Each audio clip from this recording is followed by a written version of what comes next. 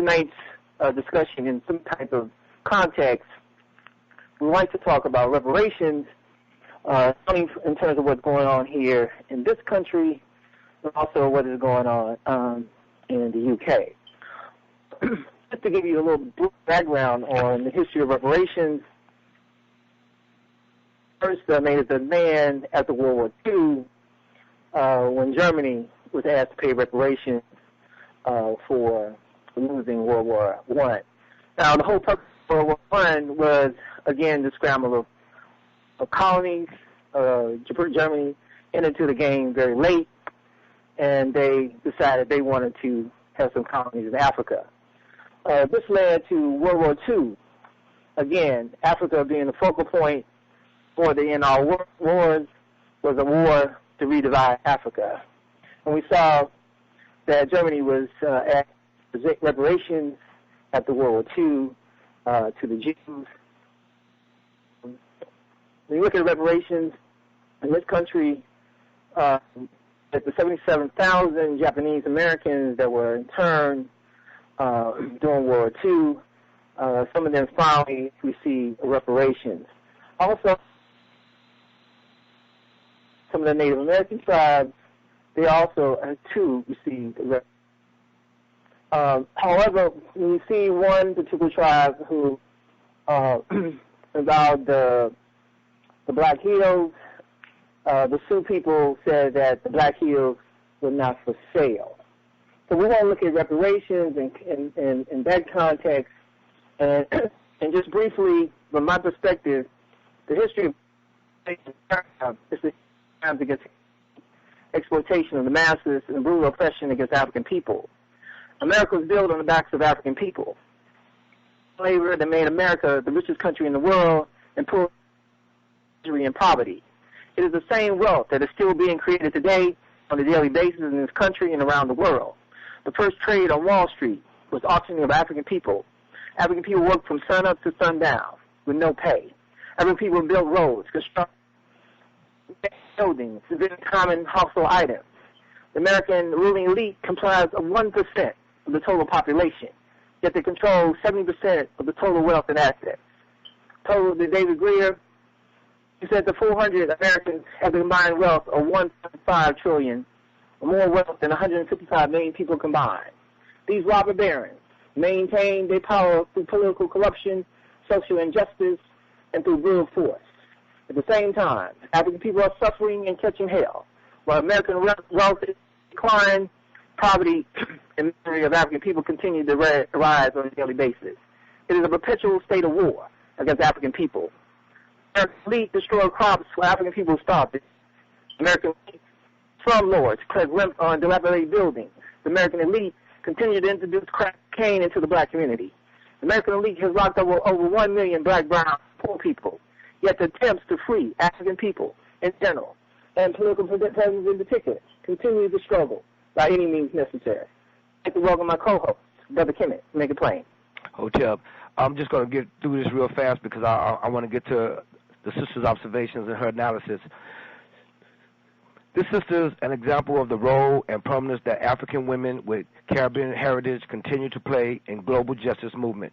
A tireless and dedicated community organizer, this courageous yet eloquent truth seeker, crusader for justice, and new abolitionist exemplifies a life dedicated to unflinching community service with integrity.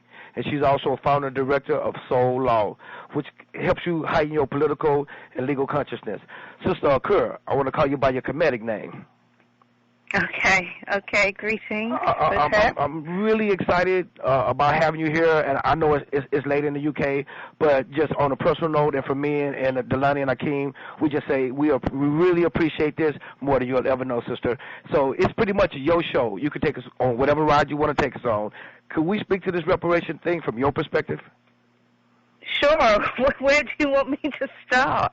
Well, I'll start it, and you can finish it. How about that? Okay.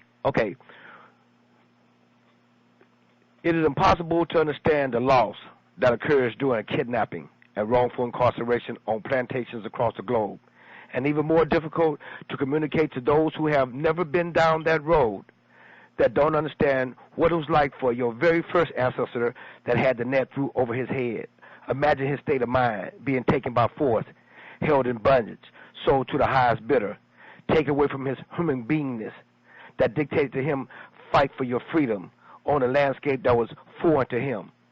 Remember, this was a free man, a grown man that was never referred to as a boy, a slave, a nigger, but grown men and women with that grown-up look in their eyes that still had their supreme dream of freedom, not King's dream. The supreme dream comes from free minds that still had the ability to know who I am, not what they say I am.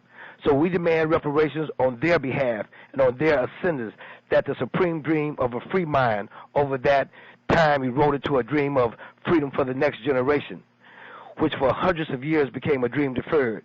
Kemetic people around the globe taken into bondage, who worked here in America for 240 years without a payday, being of the state of their flesh, being of the state of their pain, being of the state of their death, being of the state of their lost humanity. We want reparations on these merits and many, many more. Illegal incarceration, slave labor, murder, tortures, starvation, a long list of atrocities that these very governments deem to be civil rights violations. So in the name of millions of our ancestors, we pledge to fight this battle with the same vigor that the first free men and women that were kidnapped fought like their life depended on it. And in their memory, we will never give up this fight. For reparation, it is right, it is just, it is necessary to right this wrong. Did I get you started, sister? Yes, you did. Yes, you did. Now, what I would say though, is that the struggle for reparations is really a struggle for us to regain our lost sovereignty.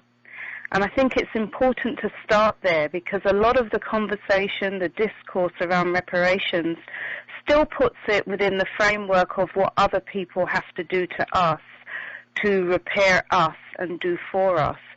And I believe that thinking is fundamentally flawed, because if we do not understand, as you would know the saying, if we do not understand white supremacy, what it is and what it isn't, then everything else will confuse us, including how we conceptualize, how we envision what reparations is and what it still must become. And therefore, what is our role and what are our responsibilities to be able to effect reparations? So I prefer to use words, and again, we're using the English language, which is not our language, so we're having to communicate, some of these ideas using, a foreign tongue that is not true to our own indigenous concepts. But since we have to communicate in English, then we'll do the best that we can. Reparations is really important for us to understand the root of the term. It's essentially, as we know, it's about making repairs. And if we see it within that broader context, we can then look at the various aspects of the movement, the various strategies of the movement, and how they all fit into a wider struggle that is for liberation. Whether we call it black liberation or whether we call it Pan-African liberation, that struggle has never ended. And if we're talking about our ancestors, I feel the biggest honor that we can give to our ancestors is also to continue their legacy of freedom fighting. Because they certainly, I would like to think, some of them were about perhaps, being assimilated into the very systems of oppression, but that have been through choice. Many of them essentially were just struggling to have their own humanity restored, to regain the essence of what makes us who we are, the powerful people that we are, born to be, but we've been deprived of that. So that's what I would say to begin the conversation. And if we have that kind of foundation, I feel that the rest of the conversation could probably go quite well. But I just wanted to set us off on that correct foundation to start with from my perspective. And I love you, sister. I'm so glad that you went there, because we're talking about restoration here. And the thing is, we have to put this in context, what we really asking for and what we really need.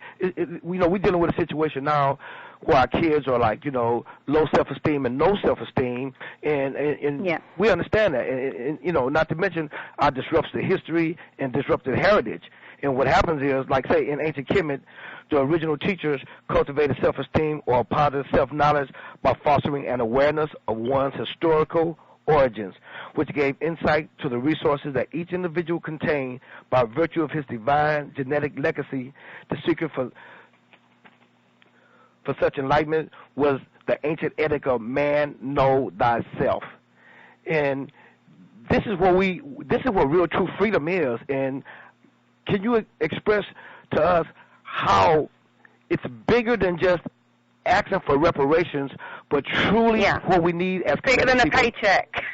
Exactly. It's bigger than a paycheck. I mean, but okay, what I would also say is that we do recognize, certainly in the coalition that I represent, PARCO, the Pan-African Reparations Coalition in Europe, we recognize that people start somewhere on this journey. And if for some people their starting point is the financial, then fair enough.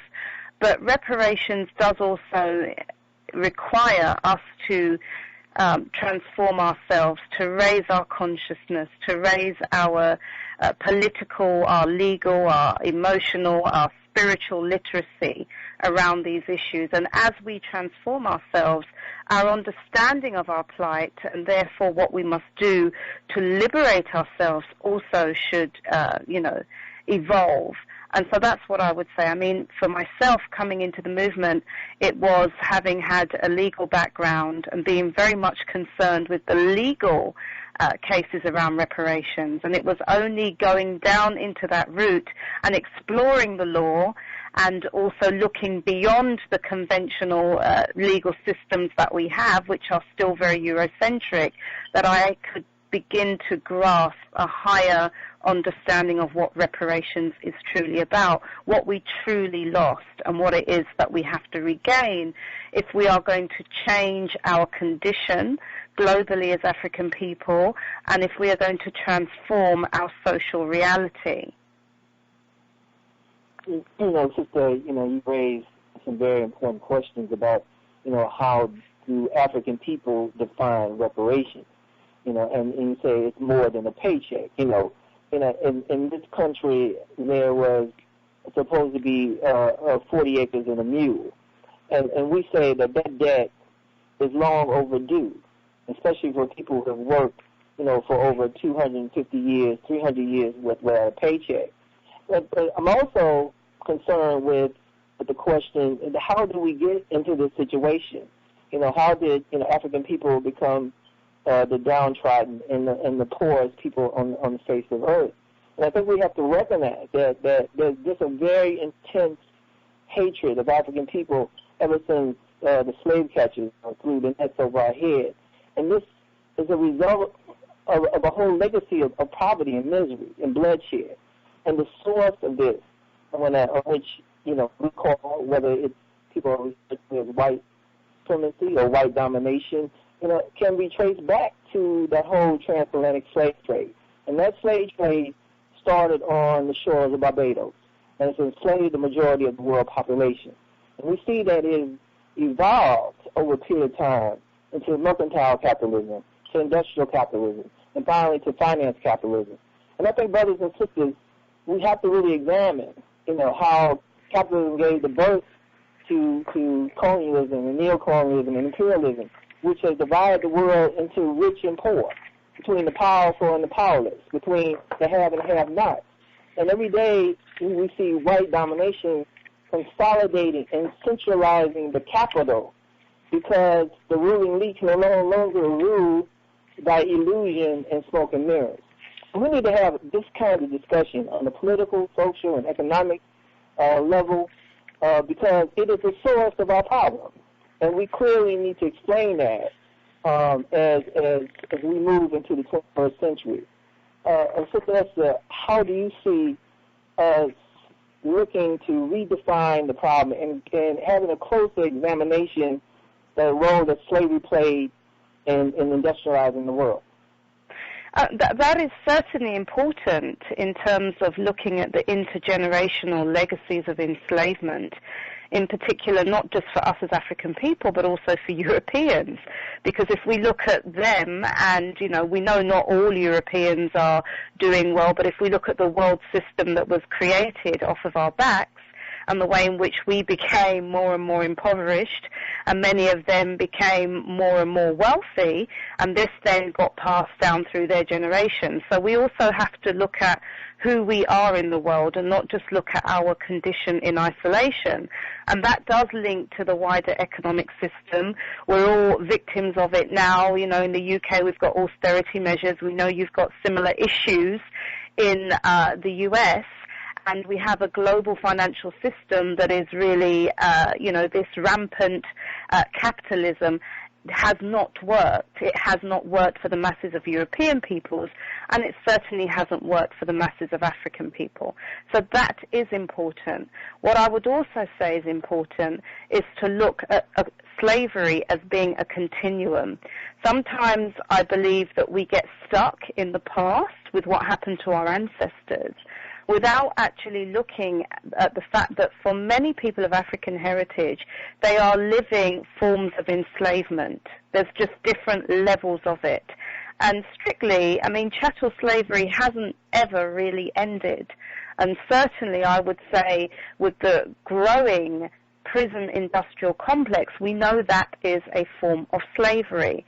So whether we're talking about chattel enslavement or slavery-like practices, if we're talking about debt bondage, indebtedness, if we're talking about many of our brothers and sisters who come from the continent of Africa, who end up becoming political refugees in, European countries and North America and so forth, then we can see their daily lives are actually lives of being slaves, literally slaves. So I feel we have to have a lens, we have to have a look at our past, but we must also be able to see our past in our present. And certainly that wouldn't be the situation for everybody.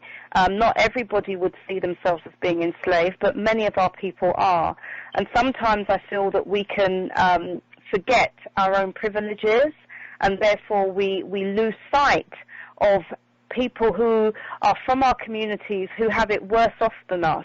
And many of us literally are passing them on the streets, but we're not realizing they're living almost in parallel universes because of the levels of deprivation, the levels of despair, the levels of impoverishment that they're facing today. So in Parker, we see enslavement as being a continuum between what we say the chattelization period, then what was called the period of colonization, and we're now in the phase of neo-colonialism. And so, for us, we see ourselves as Africans in Britain as being part of a neo-colony that is in Britain, and certainly we would see many African Americans in the same light. I'm glad you said that, sister, because this is the disconnect and the connect that we have with reparation. Far as when you talk about reparation, and it's hard for a lot of people to separate the economics, because a lot of us understand this. The profit was so huge, the white man became fanatical in their quest for riches. It is said that a smart merchant could turn a cargo of black flesh into profits up to 5,000% above cost. Our flesh financed the entire industrial revolution. The record depicts that during the period between our involuntary leaving our beloved mother continent and brought by force and violence to America by way of the Middle Passage, that millions of our ancestors lost their lives during the voyage. Some jumped overboard rather than submit to captivity. Many more died from disease, shipwreck, piracy, starvation. It is said that for years the sharks never knew a hungry day. Blacks of today can only imagine at best the torture which our fathers and mothers were subjected, the humiliation, the weariness from the march to the sea, the nakedness before these barbarians who really didn't know culture. We, the foundation of culture and refinement, the cradle of civilization, the teachers of the world, were being sold to the highest bidder. So I understand some people's issue with, okay, they owe us. I get that. But the bigger thing is what we're talking about now. We want to be compensated for that because, like you say, that plight continues. That captivity continues through the prison industrial complex, and like Ice Cube said, the prison is just a slave ship that don't move. So some things haven't really changed. So, but my thing is this right here, and I wanted to address this to you. We understand that history, we get that history, but my thing is more. Once we understand self and understand what we can do now with unity amongst each other, I think is the first reparation. What we can accomplish in unity could change the landscape for all of these people that we've talked about, the people you talked about, everybody else look over, the lumpen proletarians, the people that, fortunate enough, me and you and Akeem and people that listen to this radio still care about. That's right. So can you speak just for a second on two issues? The just necessary, if nothing else, reason we should come together as Kemetic people wherever we disperse on the planet. Sure, it's essential. I mean, actually, building our own power as African people is an essential prerequisite for effecting reparations. Now, many people lose sight of that, and they think, well, we're letting the Europeans and the Arabs and everyone else off the hook. No, we're not. If we recognize that actually if we were to come together more, if we were to unite more, we would be in such a powerful position that those people who have oppressed us, historically, and who are still oppressing us, they would literally come begging us to see what it is that they could do just to ensure that they did not lose a footing in the world. Now, we have kind of missed that out and feel that just by appealing to them and begging them and pleading with them that somehow they're just going to, I don't know, some sense of morality they may have, but we know that they have shown that they don't have that sense of a moral compass. If not, many of them would not have engaged in these, acts of genocide and crimes against humanity. So our unity is essential. And when we come together in a way that we've perhaps never done historically, because we can also make the mistake of making it look like we was all perfect when we were in Africa and we didn't have any problems with each other. Sometimes we did. So we have to look honestly at our history and what went wrong, what weaknesses we had. And Professor Chinwezu is excellent on this. He talks about the weaknesses of identity that we had, weaknesses of solidarity, weaknesses of organization. We have to be honest and look at what was it that made us so susceptible and so vulnerable to outside attack. Because attack always begins within, and then that then opens the door for the outside penetration. And that's one of the historical lessons that we have to learn if we are not going to have slavery, continually as African people. Now, I don't want people to think that the financial component in terms of compensation, which is only one aspect of reparations, is not important. Certainly our position as PARCO is that our struggle for reparations is not about asking anyone to give us anything or do anything charitable for us. Rather, it is a long overdue demand for what, by all the tenets of justice, is rightfully ours. We demand complete economic, political, social, cultural, and spiritual justice. That is justice in its true holistic meaning. So receiving the financial component of reparations will be meaningful only if, and we say only if, it serves the holistic purpose and strengthens the integral whole of our self-repair process.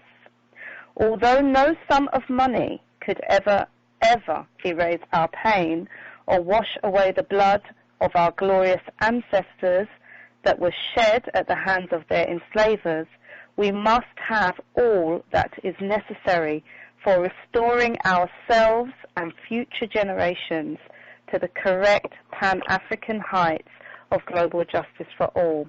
Osajifo Kwame Nkrumah said it like this: we must have every inch of our lands, every one of our mines and industries. So we're looking at reparations in the big picture, but also looking at the small picture. I love you, sister, and I while we got you here, and this is about truth to earth, and it's a fact. We have some issues in Africa, but we did some things right too. So what I want to ask you, and I want you to get a chance to express on the air, is two things. from my perspective, we're the world's humanity. From my perspective. Secondly, what would you say to our children to really help them get a flavor and get an understanding just how special and unique they are? Oh, my goodness. Yeah, I'm putting you on the spot today, sister. I love you, and we want to let you share that love. Wow, how special they are. If only they knew. You know, one of the things that is one of the real legacies of our enslavement has been the miseducation. You know, the whole miseducation that we received, literally from the womb to the tomb. The miseducation that really has taught us in a wrong way, taught us about who we are in the world and our place. And therefore, if we don't have a correct understanding of our history, then we cannot begin to affect our destiny, because there is a connection between history and destiny. Because we know that the link between who we are or who we have been in the past, then if we knew who we really were in the past, we would then look at our contemporary condition and know that we are nowhere near living how we should be living or have lived in the past. And then that would help us know what it is that we still have to do.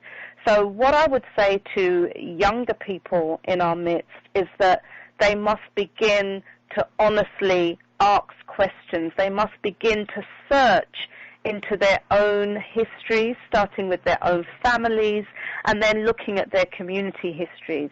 I would also say that they would have to engage in a process of self-learning, self-discipline, because I don't necessarily expect that they're going to receive this within their formal educational institutions.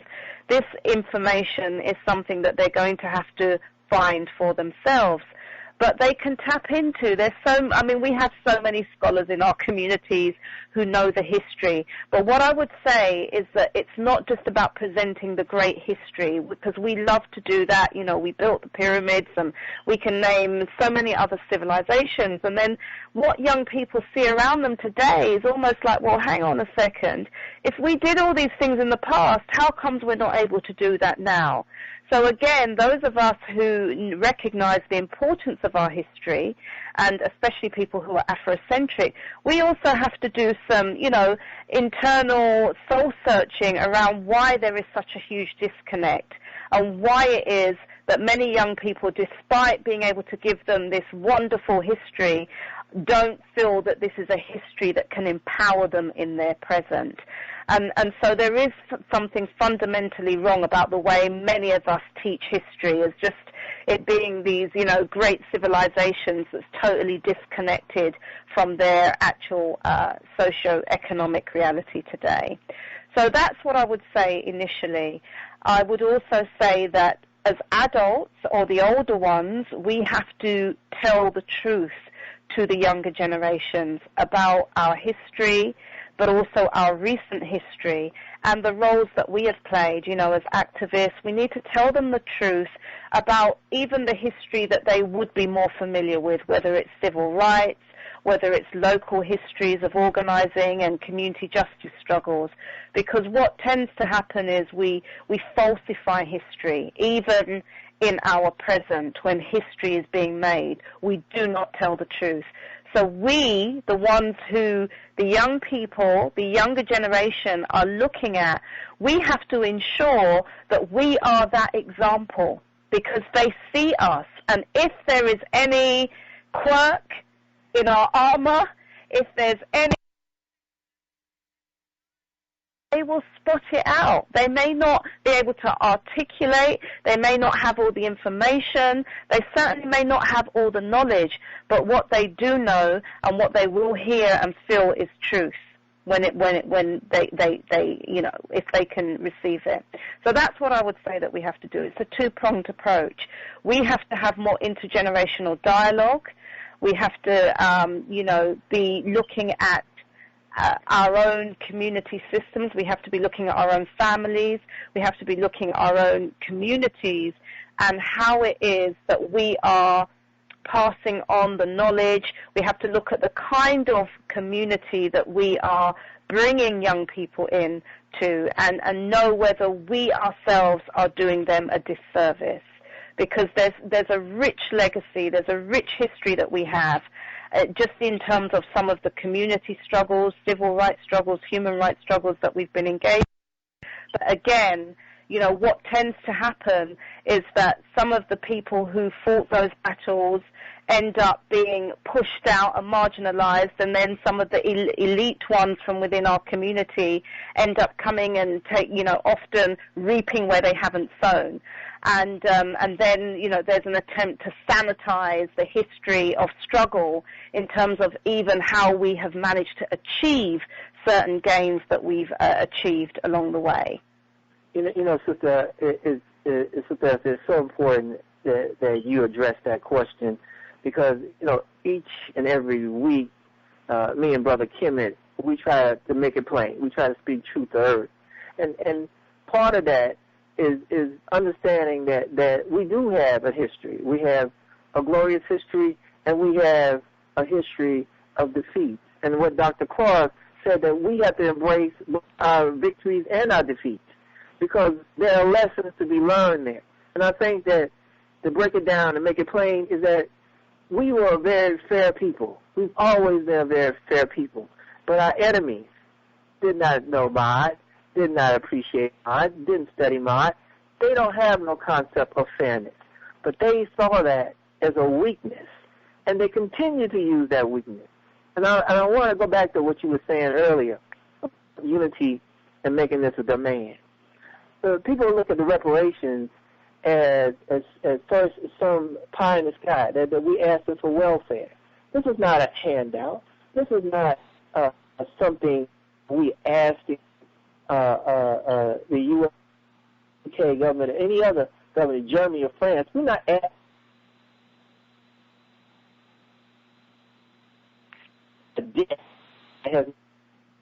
And a lot of times, when they come into the movement, you know, we sometimes forget. They don't know all the answers. And I'll give you an example. One of you asked me, well, why should we worry about something that happened in the past? Why should we be concerned with people who did not create their wealth today? Well, the wealth that is created today was created from our ancestors 300 years ago. The wealth that the skyscrapers, you know, the enormous cathedrals, the opulent homes in the States. You know, if we are going to really look at the system of capitalism which gave birth to imperialism, which continues to enslave us both in chattel slavery and in mental slavery, we must begin to tear down the slums of Kenya.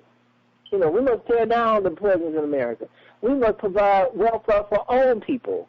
We should never allow a black child in Harlem or Haiti or Angola, Louisiana, or Angola, Africa, or Los Angeles or London to go to bed hungry. It is no doubt that this oppression is the greatest threat to humanity and freedom in the modern era. And I think we have to really look at this.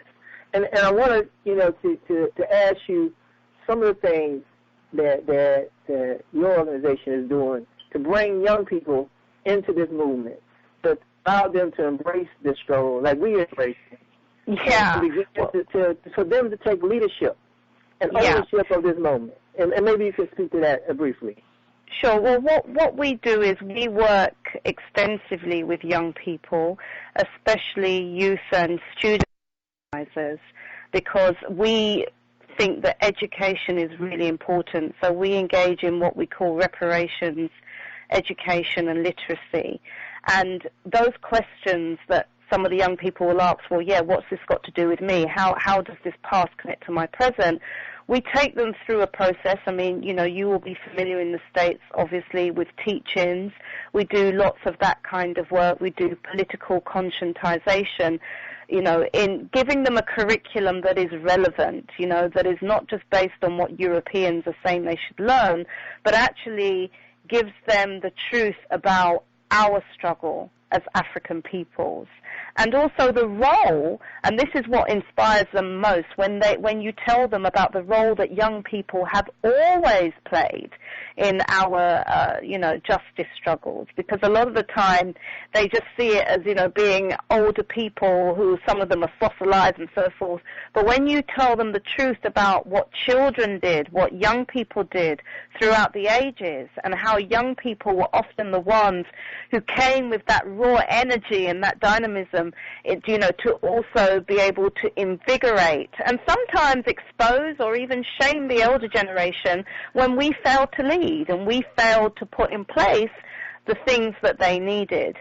So that's what we also do. We encourage young people to then educate their peers, but all the time we have this intergenerational approach, because we don't feel it's about young people going off by themselves and older people, older generations, us going off by ourselves. We know the best of our African traditions.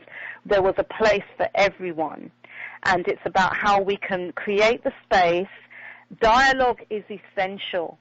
As African peoples, we do not talk enough to each other. We do not talk enough to our children.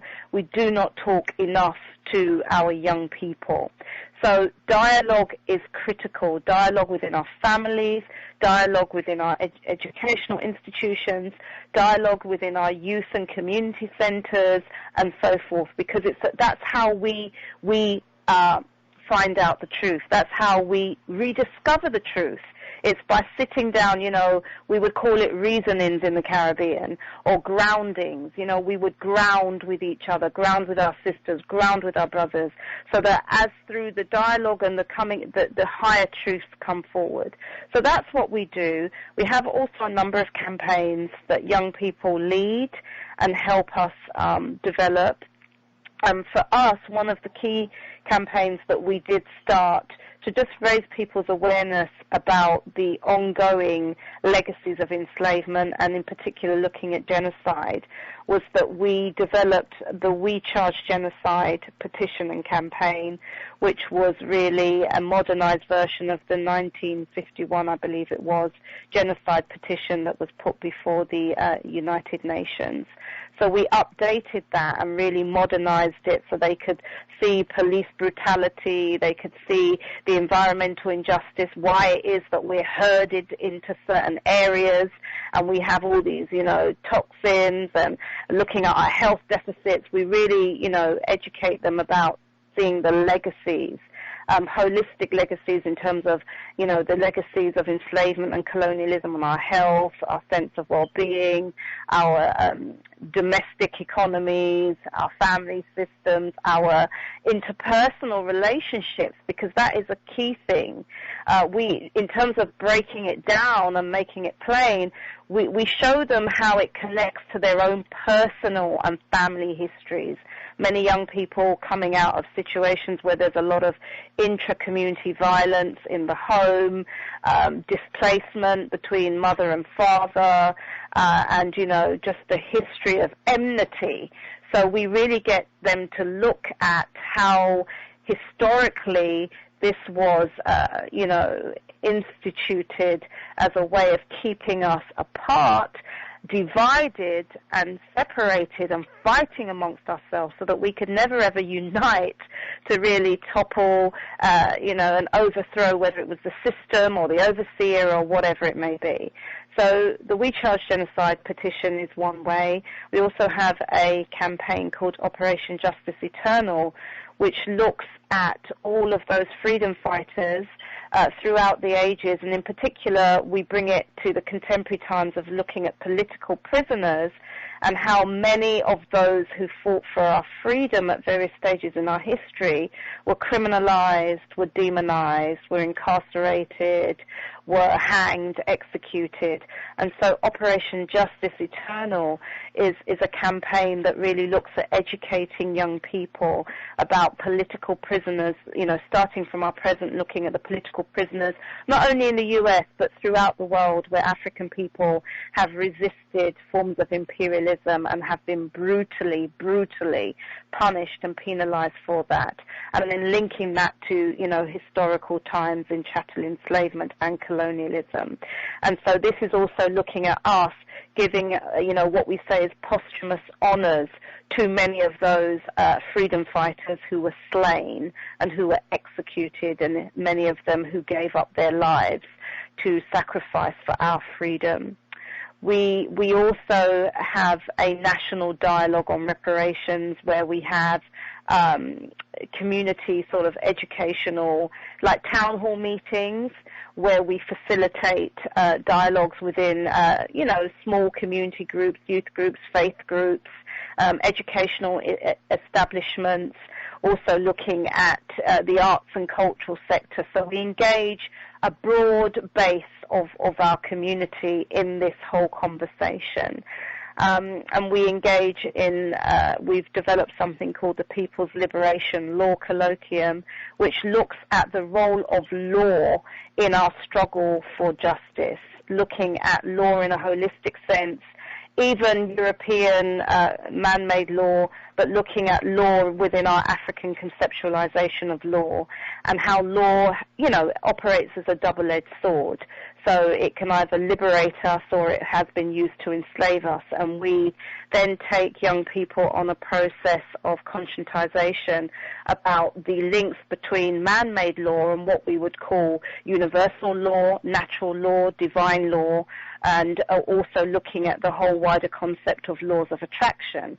And that's why our mindset is so important as African people, in terms of moving beyond a victim kind of mindset to really going back into our original identity, where we were sovereign and where we knew that we could literally, through our thinking, affect the changes, because we know it all begins as a thought. What else do? We have been working towards, and the importance of working with student and youth groups and wider mass groups such as workers who are organizing, the trade union movement and so forth, is to get the mass base. Because even in terms of reparations within a conventional sense, a conventional Eurocentric sense that just looks at money, even within this, evil economic system that we have, some people still feel that, well, we just want our piece of the pie. Fair enough if that's how people see it, but even within that sense, we look at the whole concept of evolving the current system that we have. And so we've developed something called the people. We are sort of trying to mobilize for something called the People's International Tribunal for Global Justice, because we actually believe that there is no existing court in the world that can adjudicate if people believe, and certainly I'm not of that view, even though I have a legal background, if people really believe that reparations is going to come in a courtroom. And especially a courtroom that we don't control, we don't define, we haven't set the parameters of the law and the legal system. So we believe that there would need to be an alternative world court, not the current world court that we have, where especially the United States is refusing to actually allow itself to, be submitted before this court. We're really saying that there would need to be something on the scale of what happened with the Nuremberg Tribunal, because you wouldn't have had, if we look at what happened after the so-called Second World War with the Nuremberg Tribunal, you have to have a sense of victor's justice. And so we believe that we are weakening our position by submitting ourselves to the jurisdiction and the legal parameters of the very people that not only historically oppressed us, but are continuing to do that, and they are using law to do it. lawfare. It's called lawfare, just like we say the term warfare. They're using law as a form of warfare.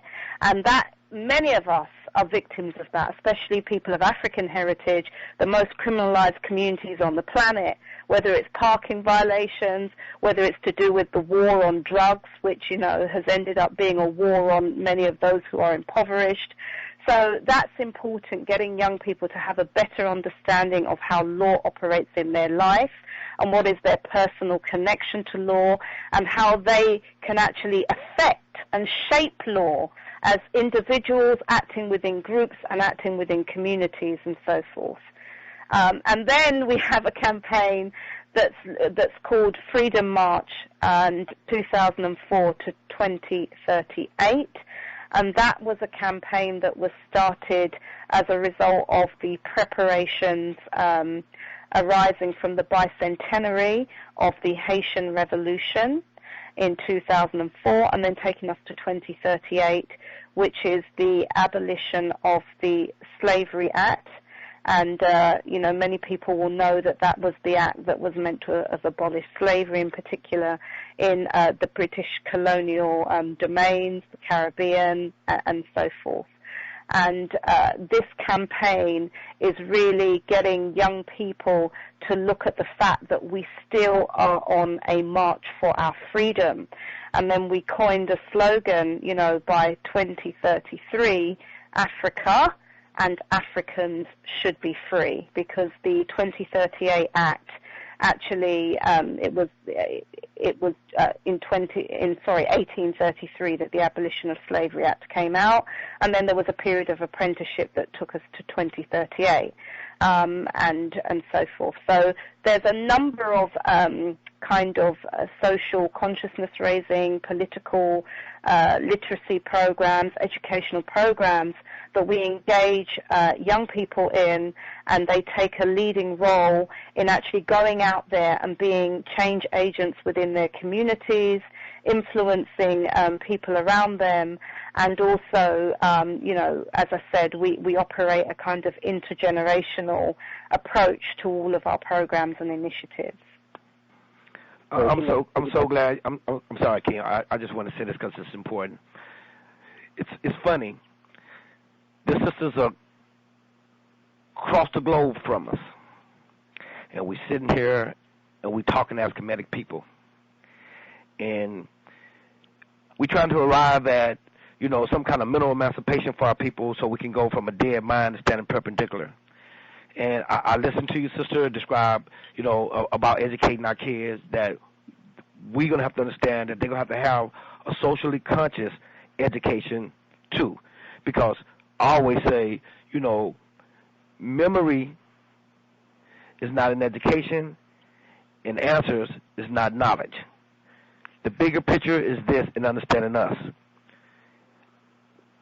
I love what you said about making our kids understand their involvement in ancestry and recent history. Because if you look at the plight of our people, you look at Soweto, you look at African apartheid, it was the youth out front. You look at civil rights here in America, we went to jail, our parents had to go to work. Yeah. So we filled the jails up. You look at here in L.A., me and Akeem, we came up with brothers that was in the movement, with Panthers, and these brothers were 14, 15, 16, 17, 18-year-old. But their involvement was serious because they understand the seriousness of the moment. And the thing is, I want to address something you said earlier, even though we're across the water from each other, but we are one. Mod meant oneness. And the thing is, I always have to put this plea out, because you spoke to it earlier. We got brothers that's been locked down, chained to the bottom of the dungeon for 30, 40, 50 years, just because they loved us. Just because they loved us. And I have to mention these brothers every time I get opportunity. People over there in the UK can contact us, and we can send you information. Well, you can just reach out and touch these brothers and drop them a line. It means so much. It means so much. And you don't have to know these brothers. It's not a DNA thing. It's a love thing. And just to understand that's one of the tenets of reparation right there. We got to look out for each other. We're going to have to understand that we're each other's welfare. The rest of the world waiting to see that change in us. And once they recognize that change in us, you recognize something else. Okay, well, they're taking care of their own. Mm-hmm. You get a different kind of respect from the world for that. Because when they made us, we make it plain on the show. We just go, simplicity is genius. And when they made us not trust each other anymore, the job was done. The job was done. We're going to have to get past that, because my problem with that is, I always say this, well, okay, wait a minute. Well, we don't trust each other. And look where trust in other people got us. We're going to have to rethink some stuff. Yeah. We're going to have to involve our kids. We got to help them understand that if you anywhere on the planet and you learning, you reading, you writing, it's a Kemetic thing. It's all a Kemetic thing. And that's not putting nobody else down, but it's not about nobody else. This is about us right now. This is about what we're going to have to do to repair ourselves. And the only way we can do that is in repairing each other. Yeah. It's in each other. Yeah. So that's it. The important thing for me is unity. We're going to have to arrive at some kind of unity, if for nothing else but survival's sake. We're 80% of the planet. We can change the world tomorrow, just in unity. We most definitely can. And we most definitely can. We have to get back to loving each other. Once we get back to loving each other, it's a game changer. It's a game changer. I don't want to interrupt you, sister. I'm so loving having you here and taking this opportunity. You've been around the world. But I just had to say that.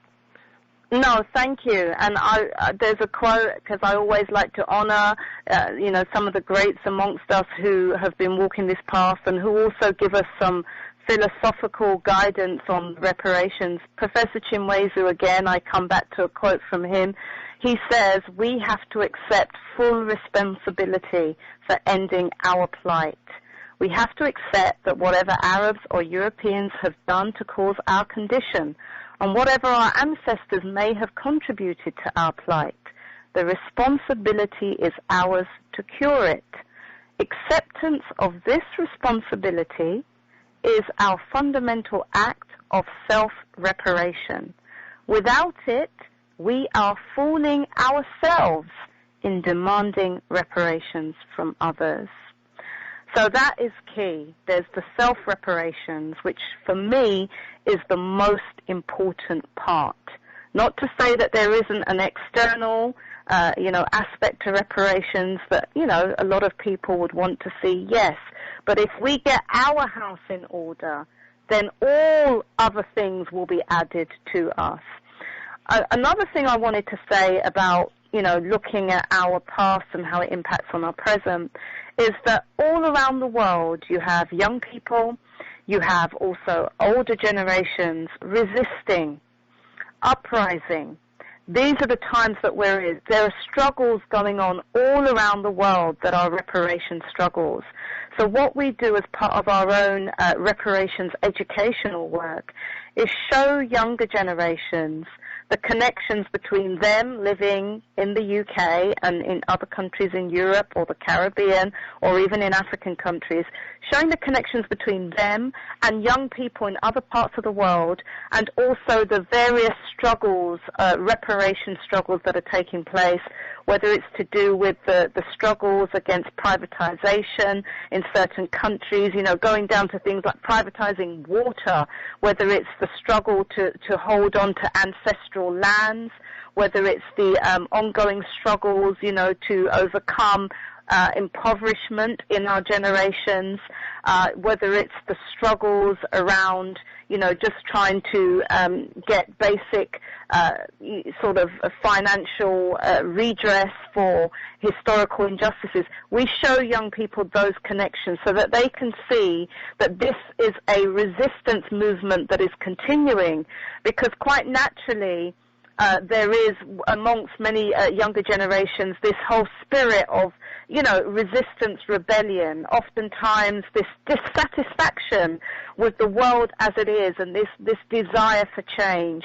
And it's how we harness that energy And, you know, whether it's how we harness that energy and that power, that raw energy, that raw power, and help the young people redirect some of that energy towards, you know, our wider reparations kind of, you know, goals and frameworks and directions, and our wider sort of political struggles, so that they can become more conscious agents as opposed to just being rebels, but actually looking at how they can be rebels with a cause that is honorable and that also is just.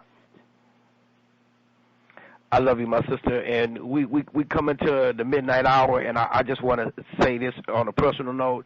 I mean, you know, me and Akeem, our whole thing is, you know, make it plain. And like Delaney always say, you know, let my people know. And I'm so grateful and gracious to be able to, because, you know, we hold you in such high regard, and I want to ask you this on a personal note. Can you please come back? Because we can't do this in an hour, hour and a half, hour, 15 minutes. Yeah, but yeah. I mean, sure. You know, we're in this struggle together, and like I said, it's about a mental emancipation with our people. And trust me, your words have came across, and it reached my soul. So I'm sure that you reach other people too. So we just want to please ask you to come back whenever it's convenient for you. We'll make it convenient for us, and we just want to say we love you, and we appreciate. Not just your work and all of that and the stuff that you've done, just by staying one of us. And we love you, and we always will love you. And I just want to say thank you, my sister, the Hotep. Well, thank you, Hotep, and thank you for having me. And yes, I will come back. I see myself as being a servant of my people, and I would most definitely like to share, like to reason, like to ground with my people, and certainly we have to, and I think that what you mentioned about love is important. We have to have more love in our organizing and in our struggle, because sometimes some of us are struggling and we're literally hating each other as we're doing it. We have to keep that love as the glue that really does keep us together, because we are going to fall out, we are going to have differences of opinion, but it is going to be that love that is going to make us come back together and realize, you know what, we've got much more in common than we could ever have that divides us. You know, Sister Esther, you know, we have a minutes left, and I want to just go back to the couple of things that you mentioned. One is that we have a certain amount of responsibility to ourselves, to our family, to our community, and the part of that is that without that kind of unity forward. And I just want to international question and address the whole reparations of Africa very briefly, because when you look at white domination, it exists both domestically and internationally, because African people allow it to continue, allow it to happen. We could have ended segregation in this country. South Africa, Tanzania could have ended apartheid overnight, but we allowed it to continue, to manifest. And no matter what the Negro preachers say, or no matter what the Negro teachers say, no matter what the Negro teachers say, white domination can't be reformed. And we have to ask ourselves why. And again, if we look at the Holocaust, the African Holocaust, when it was not only the physical, mental slavery that continued, physical, had turned black people, and when that both truly and spiritually and into an economic bondage. We have been stripped of our identity and culture. And I think the problem confronting Africa today, African people in the U.S., in Africa, and African diaspora, is that we don't suffer from lack of aid or lack of participation in capitalist systems. It is the capitalist system that feeds off the flesh of African people in order for America and Europe to thrive. This exploitation that we see in the starvation of African people in the towns and villages of East Africa, in the ravishing and the plundering of resources on the continent of Africa. We see it against African people by these corrupt leaders who murder our people in the name of white domination.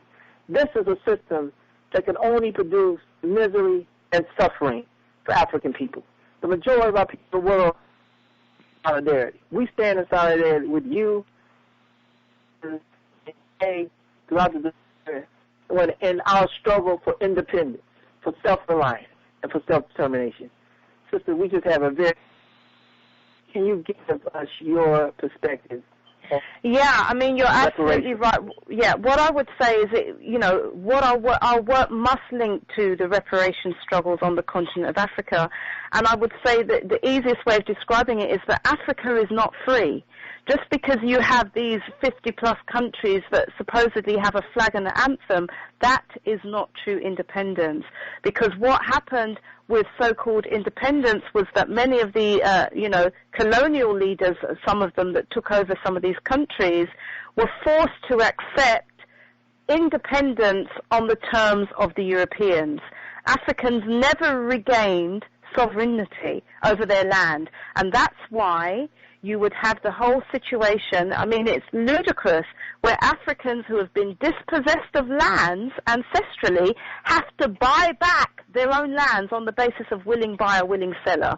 And we see that land system, all over Africa. So yes, we actually believe that the liberation struggle, and that's where we began the show, looking at building Pan-African power, it's essential to reparations because we do not have a motherland. The motherland is also being raped again. It's being invaded again. We know what's going on in Libya, but also many European multinationals are stealing land, buying land for, like $1 for an acre and all this foolishness. So actually, Africa is being exploited again, is being chattelized again, is being colonized again, recolonized right before our very eyes. We actually believe that the current African Union would need to evolve, not even into just the United States of Africa. If we were to have a true reparations, we would move beyond Western systems of liberal democracy, and we would move to our more ancient systems. We spoke about Ma'at, and so we have come up with a term called Ma'at Ubuntu, which is a state that is built on the principles of Ma'at. We have to have vision as African people because we know where there is no vision, the people perish.